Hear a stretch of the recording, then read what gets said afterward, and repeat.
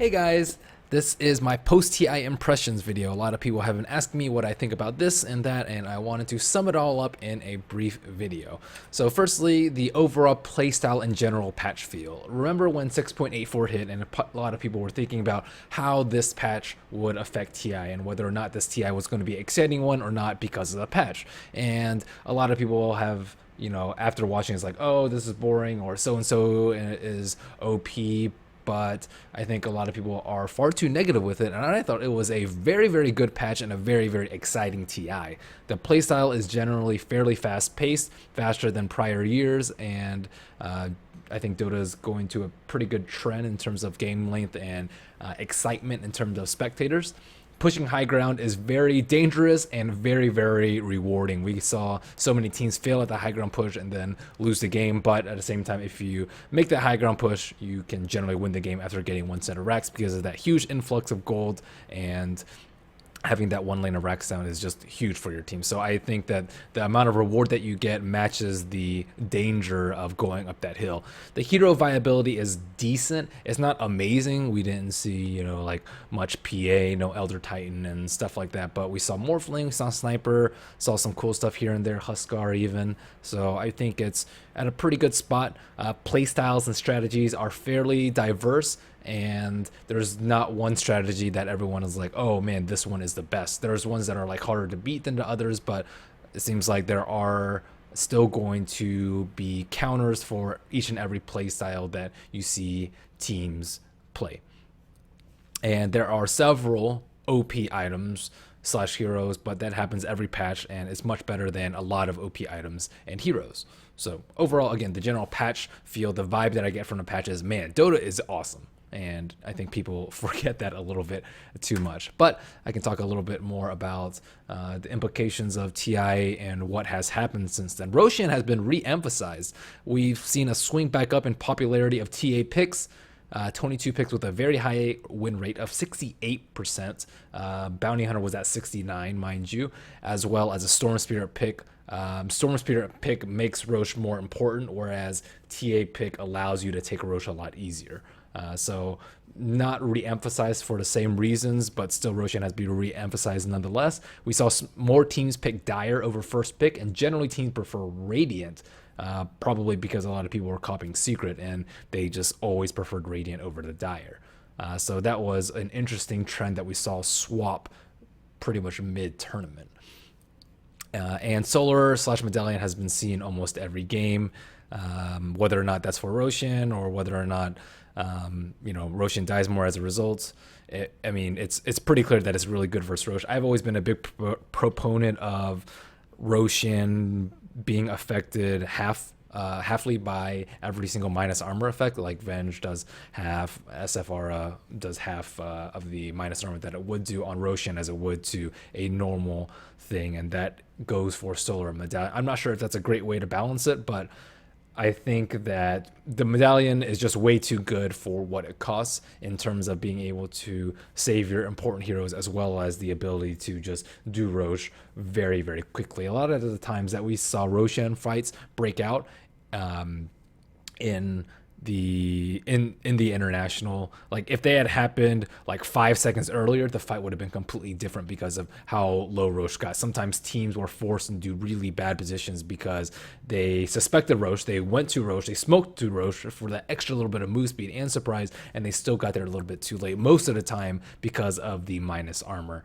And it'll still make heroes like Slardar and Shadow Fiend really strong at taking it, but you will have a much larger window to work with. And Dota is a game that lasts 30 to 45 minutes, whatever you want to call it, but a lot of the fights are determined by a matter of seconds, even fractions of a second. And even having one less armor for a Medallion can go a long way into increasing Roshan's survivability. First, physical damage. Magic damage seems like no one has an issue with because he takes forever to nuke down. It's mostly the physical damage that you see with Desolator plus Meld plus Medallion plus whatever else minus armor you have, and he just dies way too quickly at a time, and teams just simply can't respond to that. It's not fun when you can't respond to something in a meaningful way. So mistakes were made. Mistakes are punished very heavily due to a variety of factors: prevalence of anti-mage and PL, who will split push and outscale your heroes; track, your team gets like 5,000 gold if you get like 5 track kills; and to a lesser extent, the comeback mechanic. People have focused, I think, too much on the comeback mechanic in prior tournaments, and I think that anti-mage and PL and track are much bigger factors as to why mistakes are punished than the comeback mechanic. However, instead of discouraging the winning team from pushing high ground, the patch incentivizes the deficit team to smoke and make good plays. This is a very important point. Before, teams, they were so afraid to make mistakes that they just would wait for like a 50,000 gold lead before they push high ground, which, you know, is one way to approach it, like better safe than sorry.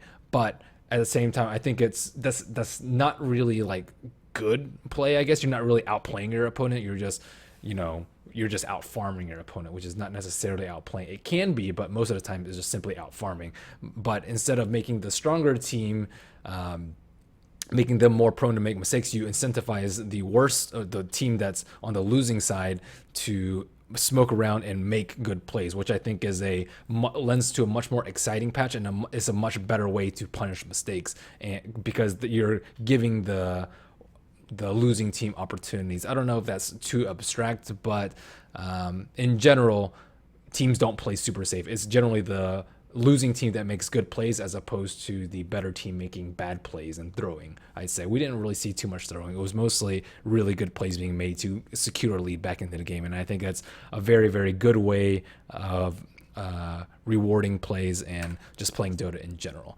So a couple of dangerous precedents. Anti-BKB ultimates such as Lina's Laguna and Quap's Sonic Wave scale very well into the late game and has a highly detrimental effect on hero variety.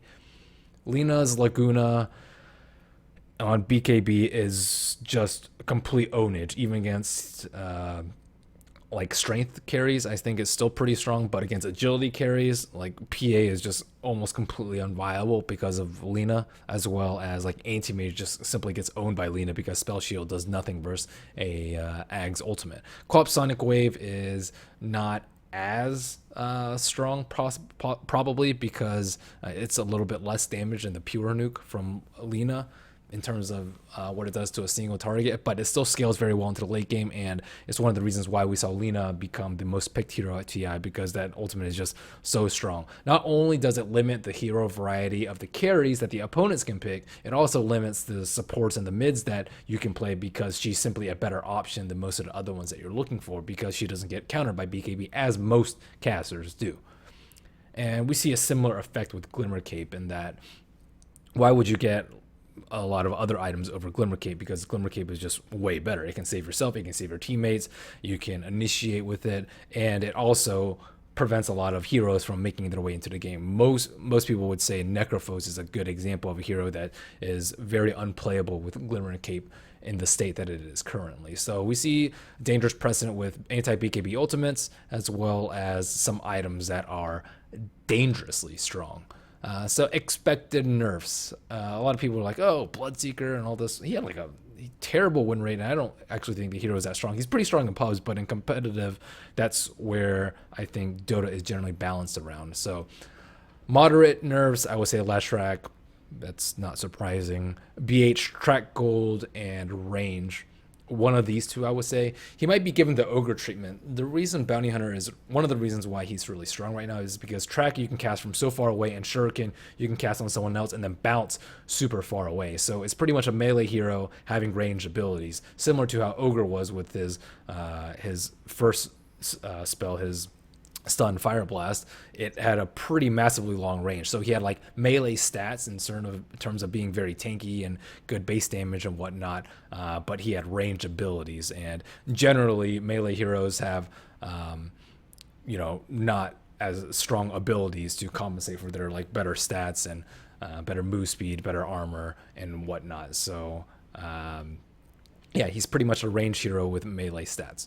So Glimmer Cape, also, I expect to get nerfed.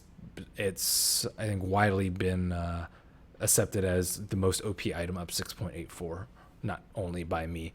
Minor nerfs, I would expect Lena a little bit. Tusk, kind of on the fence about, and Solar Crest, again, a lot of it because of Roshan, a lot of it because it makes it very difficult for carries to itemize.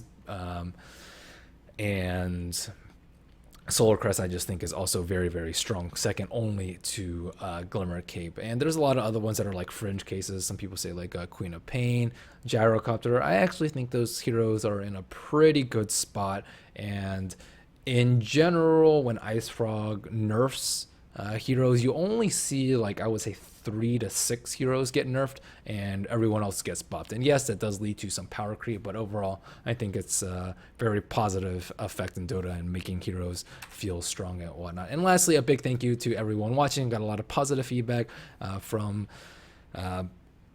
people that watched us at the Analyst S. I was almost on for the entirety of the group stage as well as the main event, and it was very, very fun watching the games. It was like the overall TI was just simply amazing. I had high hopes going into it this year, and it kind of matched my high hopes and even exceeded it a little bit. So that was just overall one of the best things I've ever been to in my entire life, and a huge shout out to all the spectators out there. So there you have it. Not too much, I think, will be coming in 6.85 or the next major balance patch, but overall, again, I think Dota is going to a very it's going to a very good place. The trends, everything, that the balance, the gameplay, I think, stacking getting nerfed, and creep gold overall getting nerfed, kill gold getting buffed. It just keeps making Dota more and more exciting. So that's kind of cool. I used to get burned out because Dota used to get boring at points because of the same old stuff, but now I think it's very, very fun all the time. So there you have it. Thanks, guys. I would expect the patch to be in maybe like 2.5, 3 weeks, but that's just simple, pure speculation on my part. I don't have anything to back that up. But thank you guys for watching. Please subscribe at youtube.com/Merlini Dota. See you guys next time.